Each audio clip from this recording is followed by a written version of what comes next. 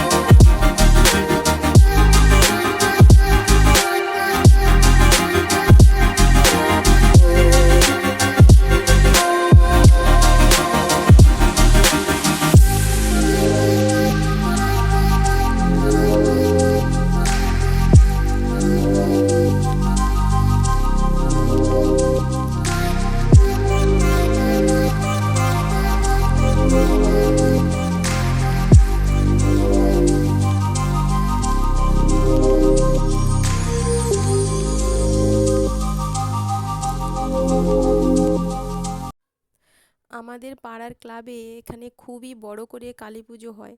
তো এবছরের কালী পুজো আমাদের বাড়ি থেকে দেওয়া হয়েছিল। আমার শাশুড়ি মা এবারের যে কালী ঠাকুরটা দান করেছিলেন। তো এবারের কালী ঠাকুরের উচ্চতা ছিল 13 ফুট। তো খুবই বড়, অনেকটা বড় কালী ঠাকুর আমাদের বাড়ি থেকে দেওয়া হয়েছিল। তো এবছর আমার শাশুড়ি মা যেহেতু ঠাকুর দিয়েছিলেন, তো আমার শাশুড়ি মাই কিন্তু ব্রতী ছিলেন। তো সেই কারণে ওখানেও কিছুটা সময় গিয়েছিলাম পুজো প্যান্ডেলে। অনেক রাতের বেলা, রাত্রি 1টার দিকে গিয়ে ওখানে আরতি দেখেছি। তো সেই মুহূর্তেওটার ভিডিও তোমাদের সঙ্গে কিছুটা শেয়ার করেছি। তো এখন আমার মেয়ে এখানে বাজি পোড়াচ্ছে। এটা ছিল ঘরের মধ্যে, মানে আমাদের বাড়িতে। তারপরে আমি ওখানে গিয়েছিলাম, ওখানেও অনেকটা সময় কেটেছে।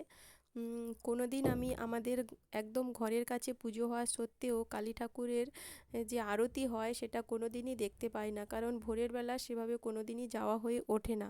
তো এই বছর ভোরের বেলা, এই বছর যেহেতু আমাদের বাড়ি থেকে পুজোটা দেওয়া হয়েছিল, তো সেই জন্য ভোরের বেলা উঠে গিয়ে ওখানে আরতি দেখতে গিয়েছিলাম। তো সত্যিই খুবই অপূর্ব সুন্দর ওই ভোরের বেলা যখন আরতিটা হয়, তখন সত্যিই ঠাকুরের মুখ অন্যরকম হয়ে যায়, খুবই ভালো লাগে দেখতে। আর আরতির সময় না জানি কত কিছু মায়া, মমতা, মোহ যেন জড়িয়ে যায় ঠাকুরের চোখে মুখে। খুবই সুন্দর লাগে সেই মুহূর্তটা। তো যাই হোক, সব কিছু মিলিয়ে মিশিয়ে আজকের ভিডিওটা শেয়ার করেছি। জানি না তোমাদের কেমন লাগবে। তো অনেক দিনের পুরনো ভিডিওগুলো ছাড়লাম এতদিন পরে, যেহেতু মেয়ের পরীক্ষা ছিল, ওকে নিয়ে অনেকটাই ব্যস্ত ছিলাম। তো ভিডিও এডিটিংয়ের কাজগুলো ঠিকঠাকভাবে করতে পারছিলাম না। তো সেই জন্য ভিডিওগুলো ছাড়তে অনেকটাই দেরি হয়ে গেল। তো সেই জন্য সবাই প্লিজ কিছু মনে করো না, তো ভিডিওগুলো একটু দেখে নিও। সবাই খুব ভালো থেকো, সুস্থ থেকো, সবার জন্য অনেক শুভকামনা রইল। তো এখন তো শীতকাল পড়ে গেছে, শীতকাল মানেই অনেক উম, খাওয়া দাওয়া, মেলা, পিকনিক, আনন্দ, এইসব। তো সব কিছু নিয়ে সবাই খুব এনজয় করো, সবাই খুব সুস্থ থেকো। আর শীতকালটা সবাই খুব ভালোভাবে কাটাও। সব আর কি বলবো, সবাই বন্ধুরা কাছে দূরে সবাই আমার অনেক ভালোবাসা নিও। অনেক সাপোর্ট করেছো তোমরা সবাই আমাকে। তো আরও আমার পাশে থেকো, সবার পাশে আমিও আছি। সবাই খুব ভালো থেকো, সুস্থ থেকো। উৎসব তো আমাদের জীবনে বছরের পর বছর ফিরে আসে, কিন্তু এই যে স্মৃতিগুলো যে আমাদের মনে থেকে যায়। এম, আবার পরের বছর আবার হয়তো নতুন কিছু হবে, নতুন কিছু দিয়ে শুরু হবে, কিন্তু এই যে স্মৃতিগুলো এখনো পর্যন্ত মনে হচ্ছে, এই যে ভিডিওগুলো দেখলে এখনো যেন মনে হচ্ছে উৎসব চলছে। তো ভিডিওগুলো হয়তো 1 মাস পুরনো হয়ে গেছে, কিন্তু এখনও যে ভিডিওগুলো ছাড়লে মনে হয় এই তো দেওয়ালি যেন এখনও আছে বা দুর্গাপুজো চলছে, এরকম একটা ভাব থেকে যায়, তাই না? তো ভিডিও আমরা হয়তো শখে সবাই ছেড়ে দিচ্ছি, কিন্তু এগুলো আসলেই আমাদের স্মৃতির পাতায় জমিয়ে রাখা। তো পরের বছর এই ভিডিওগুলো আমরা নিজেরাই দেখতে পাবো, আর পরের বছর নিজেদের যে ডেভেলপমেন্ট সেটাও দেখতে পাবো। আজ আমার মেয়ে ছোট ছিল, তার আগের বছরের ভিডিও দেখলে মনে হয় আরও ছোট ছিল, তার আগের বছরের ভিডিও যখন দেখি মনে হয় আরও ছোট ছিল। তো এরকম করে নিজেদেরকেও আমরা দেখতে পাচ্ছি যে আমাদের কত পরিবর্তন হচ্ছে। তো যাই হোক, সেই সমস্ত কিছু মিশিয়ে ভিডিওগুলো ছাড়া। তো সবাই প্লিজ একটু দেখো, আর প্লিজ একটা লাইক করো এবং কমেন্ট করে জানিও কেমন হচ্ছে। তো সবাই খুব ভালো থেকো, সুস্থ থেকো। আরও একবার বলছি, সবাইকে টাটা জানিয়ে আজকের মতো বিদায় নিচ্ছি।